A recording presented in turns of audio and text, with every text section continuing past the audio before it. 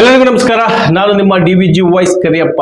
ಈ ದಿನ ದಾವಣಗೆರೆ ಜಿಲ್ಲೆಯ ಉತ್ತರ ವಿಧಾನಸಭಾ ಕ್ಷೇತ್ರದ ಹಾಗೂ ದಕ್ಷಿಣ ವಿಧಾನಸಭಾ ಕ್ಷೇತ್ರದಲ್ಲಿ ಬಡವರಿಗೆ ಎಷ್ಟು ರೀತಿಯ ಸೌಕರ್ಯಗಳನ್ನು ಮಾಡಿದ್ದಾರೆ ಎಂಬುದರ ಬಗ್ಗೆ ವಿಶೇಷವಾದ ವರದಿಯನ್ನ ನಮ್ಮ ಡಿವಿಜಿ ವಾಯ್ಸ್ ವರದಿ ಮಾಡ್ತಾ ಇದೆ. 2023ರಲ್ಲಿ ಈ ಆಯ್ಕೆ ಪಟ್ಟಿಯನ್ನ ಮಾಡಿರ್ತಕ್ಕಂಥದ್ದು ನಮ್ಮ ಎಲ್ಲರಿಗೂ ಸಹ ತಿಳಿದಿದೆ. ದಕ್ಷಿಣಕ್ಕೆ 1403 ಹಾಗೂ ಉತ್ತರಕ್ಕೆ 1200 ಮನೆಗಳಾಗಿರ್ಬೋದು, ಸೈಟ್ಗಳಾಗಿರ್ಬೋದು. ವಿಚಾರಕ್ಕೆ ಸಂಬಂಧಪಟ್ಟ ಹಾಗೆ ನಾನು ತಿಳಿಸ್ತಾ ಹೋಗ್ತೀನಿ.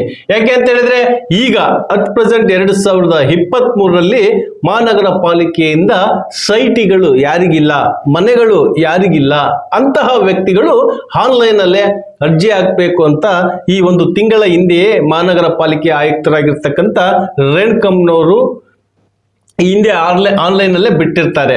ಅಂತ ಆನ್ಲೈನ್ ನಲ್ಲಿ ಬಿಟ್ಟಿರ್ತಕ್ಕಂಥ ಅರ್ಜಿಗಳನ್ನ ಯಾರು ತುಂಬಿದಿರಿ, ಅಂತಹ ತುಂಬಿರ್ತಕ್ಕಂಥ ಅರ್ಜಿಗಳನ್ನು ತೆಗೆದುಕೊಂಡು ಮಹಾನಗರ ಪಾಲಿಕೆಗೆ ಸಂಬಂಧಪಟ್ಟಿರ್ತಕ್ಕಂಥ ಅಧಿಕಾರಿಗಳಿಗೆ ಹೋಗಿ ನಿಮ್ಮ ದಾಖಲೆಗಳನ್ನ ತೋರಿಸಿ. ನಂತರ ಈಗಾಗಲೇ ಮಹಾನಗರ ಪಾಲಿಕೆಯ ಅಧಿಕಾರಿಗಳು ನಿಮಗೆ ಕರೆ ಮಾಡ್ತಾ ಇದ್ದಾರೆ. ಅಂದ್ರೆ ಯಾರು ಆನ್ಲೈನ್ ಅಲ್ಲಿ ಅಥವಾ ಆಫ್ಲೈನ್ ಅಲ್ಲಿ ಹಾಕಿದ್ರೆ ಸೀದಾ ಹೋಗಿ ಮಹಾನಗರ ಪಾಲಿಕೆಯ ಆಯುಕ್ತರಿಗೆ ಕೊಡಬೇಕಾಗುತ್ತೆ, ಇಲ್ಲ ಅಂತ ಹೇಳಿದ್ರೆ ಸಂಬಂಧಪಟ್ಟಂತ ಅಧಿಕಾರಿಗಳಿಗೆ ಕೊಡಬೇಕಾಗುತ್ತೆ. ಈ ಆನ್ಲೈನ್ ಅಲ್ಲಿ ಅರ್ಜಿ ಹಾಕಿರ್ತಕ್ಕಂಥ ವ್ಯಕ್ತಿಗಳು ಅವರಿಗೆ ಮಹಾನಗರ ಪಾಲಿಕೆಯ ಹೆಲ್ಪ್ ಲೈನ್, ಅಂದ್ರೆ ಏನು ಮಹಾನಗರ ಪಾಲಿಕೆಯಲ್ಲಿ ಹೆಲ್ಪ್ ಲೈನ್ ಇರುತ್ತೋ ಅಂತ ಹೆಲ್ಪ್ ಲೈನ್ ನಿಂದಲೇ ನೇರವಾಗಿ ಕರೆ ಬರುತ್ತೆ. ನೀವು ಮಹಾನಗರ ಪಾಲಿಕೆಯ ವ್ಯಾಪ್ತಿಯಲ್ಲಿದ್ದೀರಾ, ನಿಮ್ಮ ಮನೆ ಎಲ್ಲಿ ಬರುತ್ತೆ ಅಂತ ವೆರಿಫಿಕೇಶನ್ ಮಾಡ್ತಾರೆ. ಆ ವೆರಿಫಿಕೇಶನ್ ನಲ್ಲಿ ಪಾಸ್ ಆಗಿರ್ಬೇಕು. ನಿಮ್ದು ಯಾವುದೇ ಕಾರಣಕ್ಕೂ ಸರ್ಕಾರದಿಂದ ಯಾವುದೇ ರೀತಿಯ ಸೈಟ್ ಅನ್ನು ತೆಗೆದುಕೊಂಡಿರಬಾರ್ದು, ಅದೇ ರೀತಿಯಾಗಿ ಮನೆಯನ್ನು ಸಹ ತೆಗೆದುಕೊಂಡಿರಬಾರ್ದು.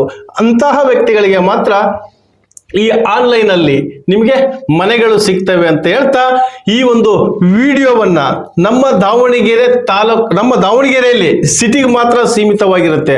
ಪ್ರತಿ ಗ್ರಾಮದಲ್ಲೂ ಸಹ ಈ ರೀತಿಯಾದಂತಹ ಸೌಕರ್ಯವನ್ನ ನಮ್ಮ ಗ್ರಾಮ ಪಂಚಾಯತಿಯು ಸಹ ಮಾಡುತ್ತೆ. ಇದು ಮಹಾನಗರ ಪಾಲಿಕೆಗೆ ಸಂಬಂಧಪಟ್ಟಿರ್ತಕ್ಕಂಥ ವಿಚಾರ. ಮುಂದಿನ ವಿಚಾರದಲ್ಲಿ ಮುಂದಿನ ಸಂಚಿಕೆಯೊಂದಿಗೆ ನಿಮ್ಮಲ್ಲಿ ಭೇಟಿ ಆಗ್ತೀನಿ. ಅಲ್ಲಿವರೆಗೂ ಇದು ನಿಮ್ಮದೇ ಧ್ವನಿ, ನಿಮ್ಮದೇ ಶಕ್ತಿ. ನಮಸ್ಕಾರ.